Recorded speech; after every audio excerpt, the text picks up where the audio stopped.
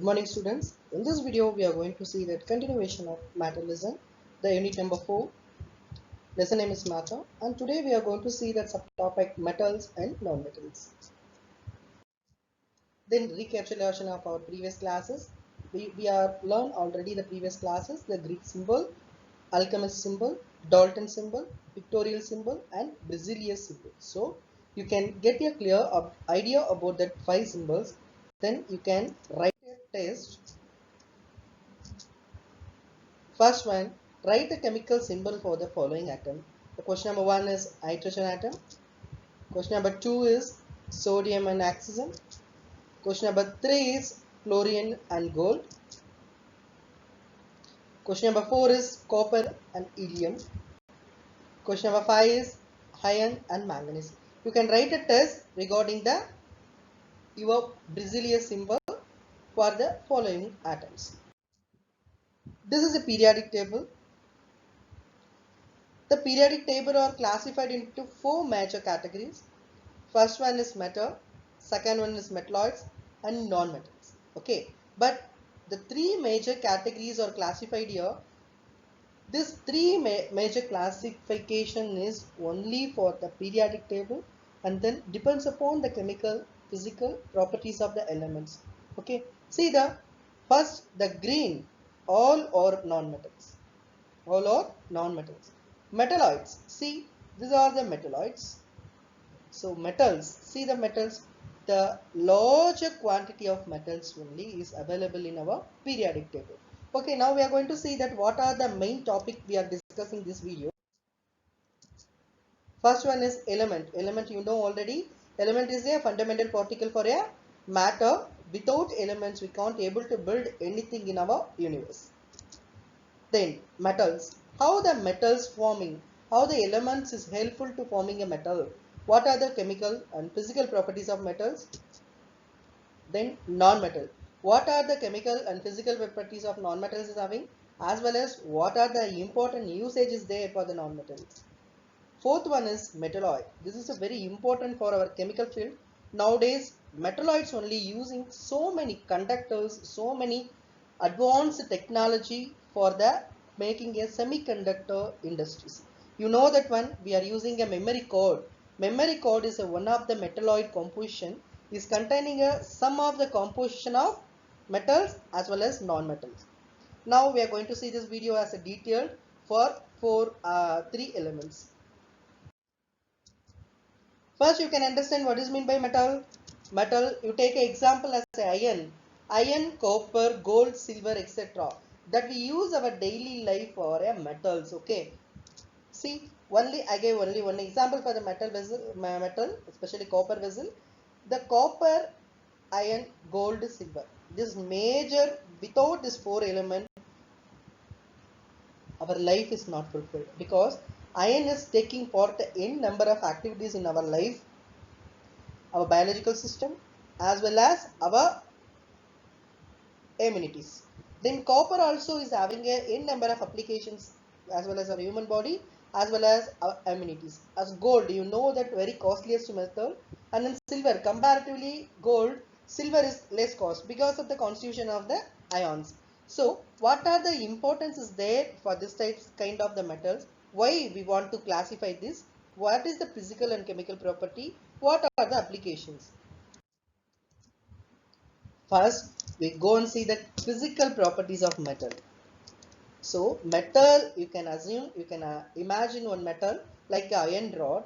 The iron rod is having a perfect shape and density. Perfect shape and density. How the iron rod is formed? A small iron atom is combined, give a form a molecule.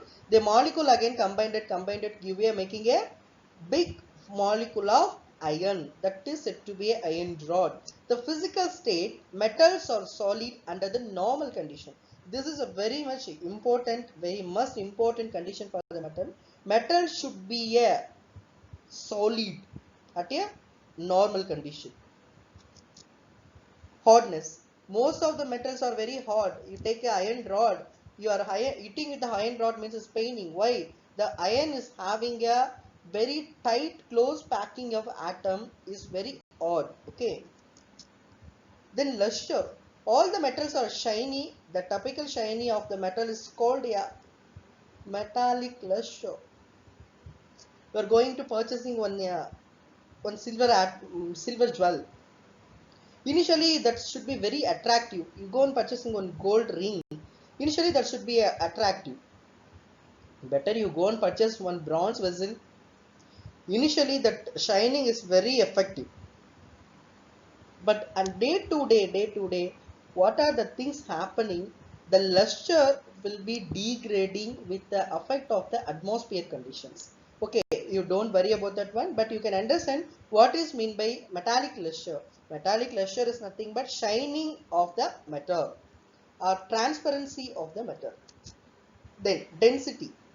This is a very important point. All the metals is having a perfect density. So only it will be useful to withstanding a pressure, temperature and weight. Otherwise, without density of the metal, we can't get a big apartments very much easily. So the iron is having a tendency to holding the weight as much as possible. Then continuation of the physical pointers, melting and boiling point. You take one tumbler of water, you can place it in your stove, gas burner. After the 10 minutes, all the water get evaporated at the normal temperature. The temperature should be in 100 degree. But you take a small piece of metal and going to place it in your gas burner, whether it is meltable at your gas burner, it's not meltable because metal is having a high melting point and high boiling point. High melting point and high boiling point. It's not easily to making a liquid as much as this room temperature, but we require a sophisticated condition to making a liquid form as a metal. We should maintain certain conditions. Okay. Then tensile strength. What is meant by tensile strength? Tensile is nothing but elongation strength. Tensile is nothing but a elongation. Elongation is nothing but wherever we can make a thin metal, we can get elongated as much as thin means that is called a tensile strength.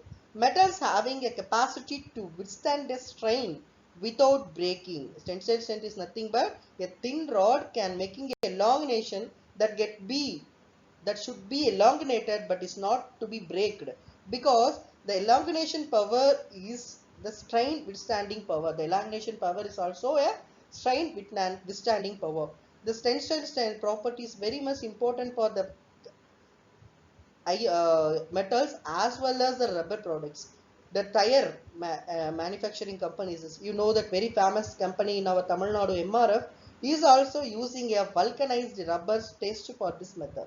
Okay, this method is this is nothing but a tensile set. We are having a hanger. We can place it that chamfer with the holder. Then we can operate with the computer. Means that should be elongated at a certain pressure. So that would be withstand. It means the tire get very high withstanding power capacity. Otherwise, that should be braked within the range. Means that should be failed at one. So malleability is an important point. Malleability is nothing that the metal can be hammered into very thin sheet. It is a tendency of the metal is called a malleability. Whether we have a square type of metal, we can hammer to making a very thin plane. That is called a malleability. The one shape into another shape without change the chemical property. The physical properties only change. That also the shape only. Okay. Whether you can assume in roadside you are seeing that n number of welders is there. Welders is cutting that iron rod and making a different shapes. How it's possible? How the construction person is making a normal rod iron to the square box while the initial construction of building. Whether you go and ask how it's happening, the character of iron is not breakable but is bendable. The bendable character is called a malleability. Sorry, the bendable character is called a tensile, and the making a thin sheet, thin play, sorry, square rod to thin film is called a malleability. So only we are using a n number of cooking vessels in our home. That all initially called as a thick film, thick rod. Finally, we want to mold it at a different temperature. We making as a sheet and then we can convert a sheet as a vessels. And shown some of the expectation conditions. Properties of physical properties of metal. See, solids expert hydrogen in your periodic table. This only one compound is having a metallic character, but physically is liquid. So expert of mercury, all they can be metal. So hot. Lithium and potassium, sodium. This three metal is a soft metals. So metal is having a character hot, but expert this three, all the metals can hot. Shiny and luster. See, the other object or surface reflected light. Best conductor of heat. Good conductor of electricity because the electrons in metals have movement very freely. Malleable forms a sheet. See, ductileable it forms a wire. Now you can understand what I am saying in the previous slide. Okay. Then density is a very important factor I said earlier. See, density, the weightlifting person was lifted. How the density will be calculated? See here. How the density will be increasing? Atoms are packed close together in the metal. So, very perfect arrangement is happening in your metal. So, the perfect arrangement is lead to a density is very. Now, we are going to see that non-metals. Elements that generally do not shine, neither too hot nor too soft, or non-metals. All gases are non-metals, but non-metals are sulfur, carbon and oxygen. In this point, I can explain clearly elements that is generally do not shine. So you can understand, you can compare with only one piece of chalk. The piece of chalk is having a physical property, density, weight, and then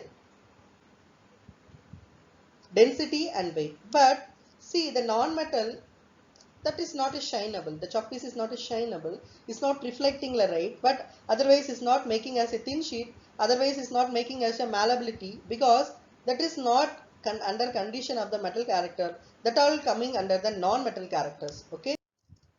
See that some physical properties of non-metals. No luster, dull appearance. No luster and dull appearance. You can assume one of best example for the chalk piece. Then poor conductor of heat and electricity. Whether your chalk piece is conduct any heat and electricity? Surely no. The brittle is nothing but easily breakable. So the chalk piece get easily breaked. No, not ductile. Ductile means is not able to making a as we want the shape. Not malleable, is not able to making a sheet. Low density and low melting point. Low melting point and low density. Okay, these are the important properties for non-metals. Then the properties of non-metals, some sonorous is a very important point. Sonorous is nothing but whether you have a metal, you have a bronze metal, you in search, in temple, we are having a big bronze metal, we are hitted a metal with anything, we get a sound. The sound is called a sonorous. Sonority or sonorous, the metal is having a beautiful property for sonority, but non-metal is not having that much property because it's not having that character, because the atoms are packing like that. Then metalloids. The elements which are exhibiting to properties of metal as well as non-metal are called a metalloids. So I said earlier, the metalloids is a very important for our chemical industries. Nowadays, that also for electrochemical industries. Without metalloids, we can't able to get any other point of application. Even though we not able to get our laptops, mobile phones, our computer, n number of applications is there for metalloids. Examples: boron, silicon, arsenic, germanium, antimony, tellurium and polonium. These are the compounds nowadays very famous to making a metalloids. These are the elements having a property to whether the metal property also, whether the non-metal property also, or the intermediate between those of the element, those are the metals and solids, non-metals or semiconductors. Okay, These are the elements is having a both the property, whether that may be a metal property as well as the metalloid property also. Okay. Why we want to call it a metalloids? A metalloid is an element that has a property that or the intermediate between those of the metal and the non-metal. Okay, you can understand that with point metal and non-metal. The metalloids can also called as semi-metals. On the periodic table, the element colored yellow, which generally bordered in stair-step line, is considered to be a metalloids. Okay, I already shown this initial stage itself. That is very good capacity, very good, very beautiful character for the metallites. Metallites is only having a 8 element that is called, that are boron, silicon, germanium, arsenic, antimony, tellurium, or commonly recognized as a metalloids. Depending on the other one, more than selenium, polonium, arsenate, and sometimes added to the list. Boron sometimes excluded from itself with the silicon. Okay, boron itself has converted as a silicons. Okay, so you need not to worry about that. And what are the definitions, what are the metals is there, you can understand the metalloids is having a property of both metal and non-metal characters. Okay,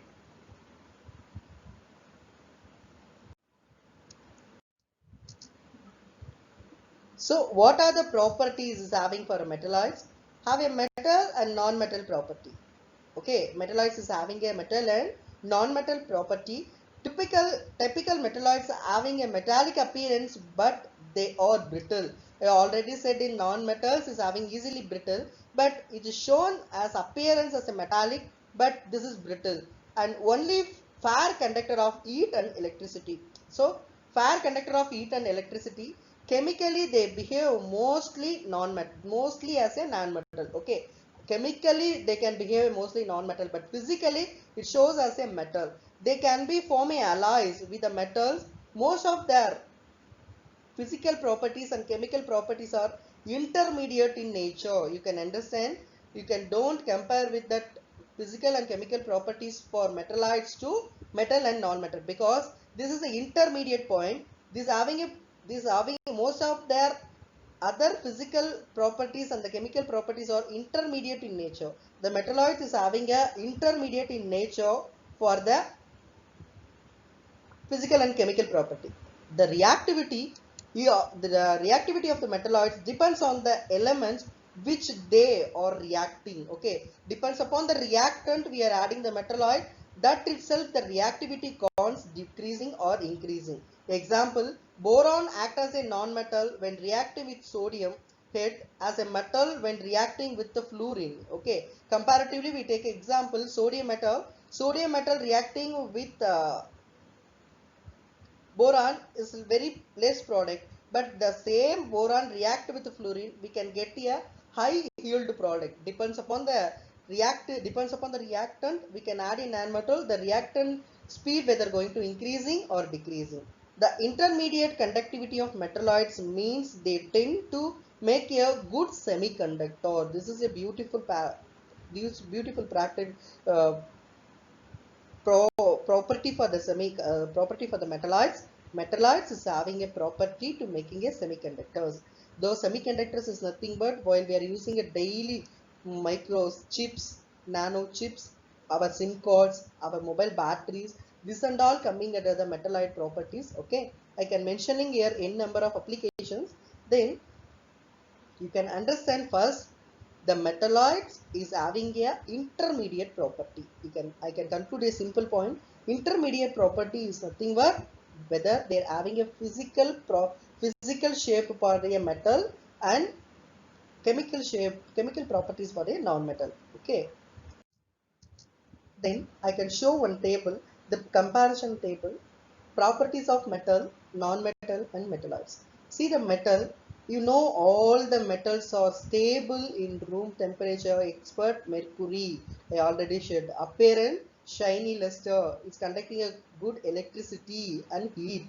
Whether you can making a wire and plate, yeah, is malleable and ductile. Non-metal, some gases at a room temperature, some solids. Okay, some of the solids only is there. One liquid, that is a bromine, is a non-metal but is having a liquid form. It's not very shiny, but some of the compounds is shiny. It's a poor conductor of heat and electricity and is easily breakable, brittle. It's not ductile. It's not making as a thin plate of wire. Metalloids, solid at room temperature. They can be a shiny or dull.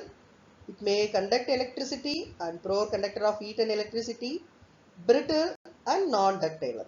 Okay, you can compare it. Now we can understand what I'm said clearly in this previous slides. This slide is clearly explaining what are the things we are understanding from this section. Okay, now I give a small recap of the section. We can read a metal, metalloids, non-metal, and properties and uses of the metalloids. Then I give a small activity for your using here. You take a thin wire and making this circuit. Okay, you can show in your home, in presence of in your parents. You can do this activity and show to your parents and explaining you. Okay, thank you, students.